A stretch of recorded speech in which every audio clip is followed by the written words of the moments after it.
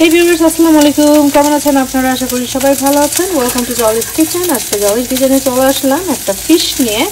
তো এটা হলো হোয়াইট ফিশ, অ্যান্ড হোয়াইট ফিশটাকে আমি প্রথমে যেটা করেছি, এটার ভিতরে একটু সল্ট, একটু পেপার আর হচ্ছে কর্ন স্টার্চ দিয়ে এটাকে ভালো করে ম্যারিনেট করে এটাকে আমি প্যান ফ্রাই করেছি। আপনারা চাইলে ডিপ ফ্রাই করতে পারেন, বাট আমি একটু হেলদি করার জন্য এটাকে প্যান ফ্রাই করেছি। আর প্যান ফ্রাইটা করবেন আপনারা মোটামুটি মিডিয়াম হিটে করবেন, যাতে করে সুন্দরভাবে ভিতরে কুক হয়। আর উপরে কর্নফ্লাওয়ারটা দেওয়ার কারণে দেখতে পাচ্ছেন একটু ক্রিস্পি হয়েছে। তো যত বেশি ক্রিস্পি হবে তত কিন্তু খেতে এটা খুবই মজা।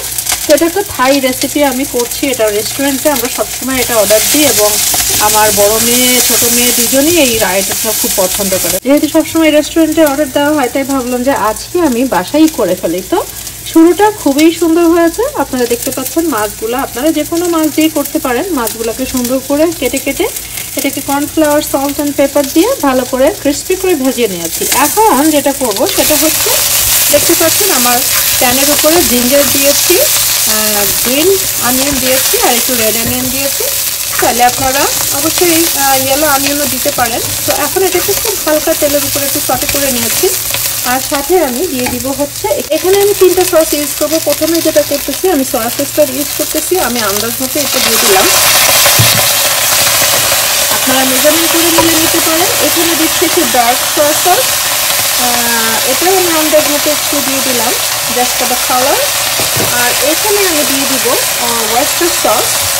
ওয়েস্টার সসটা আমার পছন্দের মতো দিয়ে দিচ্ছি। আপনারা চাইলে মেজারমেন্ট করে দিতে পারেন, বাট আমার যেহেতু মোটামুটি একটা আইডিয়া আছে কতখানি সস ইউজ করলে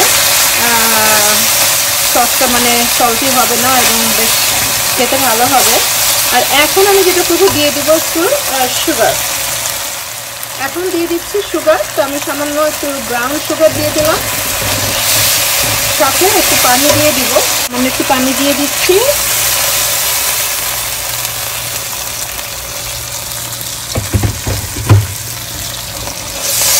পানিটা দেওয়ার পরে এটাকে আমি এখন ভালো করে একটু মাখিয়ে নেব। এবং ঠিক আপনারা চাইলে এখন এটার ভিতরে একটু কর্নফ্লাওয়ার দিতে পারেন একটু থিকনেসটা আনার জন্য, তাহলে মাছটা ঠিক হবে। অথবা যেহেতু এটার সাথে অলরেডি কর্নফ্লাওয়ার আছে, আমি কিন্তু এখনই আমার মাছটা দিয়ে দিলাম। এখন এটাকে ভালো করে সসের সাথে মেশাতে হবে, এবং মাছের ভিতরে জিঞ্জারের একটা ফ্লেভার যাবে। সেই ফ্লেভারটা আপনার যেমন দেখতে তেমন টেস্ট। আর বিশেষ করে জিঞ্জার, এটাকে জিঞ্জার ফিশ বলে। তো এটা থাই একটা ডিশ। আপনারা নিশ্চয়ই থাই রেস্টুরেন্টে গেলে এই মাছটা অবশ্যই খেয়েছেন, বা যারা খাননি তারা অবশ্যই এটা অর্ডার দিবেন। আর যদি কেউ অর্ডার দিতে না চান, আমার মতো ঘরে তৈরি করে খেতে চান, তাহলে তো এই যে রেসিপিটা ফলো করবেন। আর রেসিপিটা কিন্তু খুবই সিম্পল। মাছটাকে আমি সল্ট, পেপার এবং কর্নফ্লাওয়ার দিয়ে ম্যারিনেট করছি। এরপরে প্যান ফ্রাই করেছি, গোল্ডেন কালার হয়েছে। তারপরে প্যান ফ্রাই করলাম, সটে করলাম আপনার ginger, green onion and onion. 3টা সস ইউজ করেছি, oyster sauce, dark soy sauce and light soy sauce, সাথে একটু brown sugar, and that's it. এখন মাছটা রান্না হতে থাকবে। And then look at the colour. মনে হচ্ছে যে রেস্টুরেন্ট থেকেই রান্নাটা চলছে। এটা যে আমার কিচেনে সেটা হয়তো বা মনে হচ্ছে না। ঠিক এই সময়টা আপনারা যদি চান একটু সুগারের পরিমাণটা যদি কেউ বেশি খেতে চান, তাহলে সুগারটা একটু অ্যাড করে দিতে পারেন।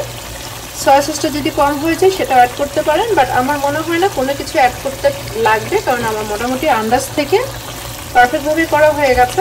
তো ভিউয়ার্স, কেমন লাগলো আজকে আমার এই জিঞ্জার ফিশ, থাই জিঞ্জার ফিশ কেমন লাগলো অবশ্যই আমাকে কমেন্ট করে জানাবেন।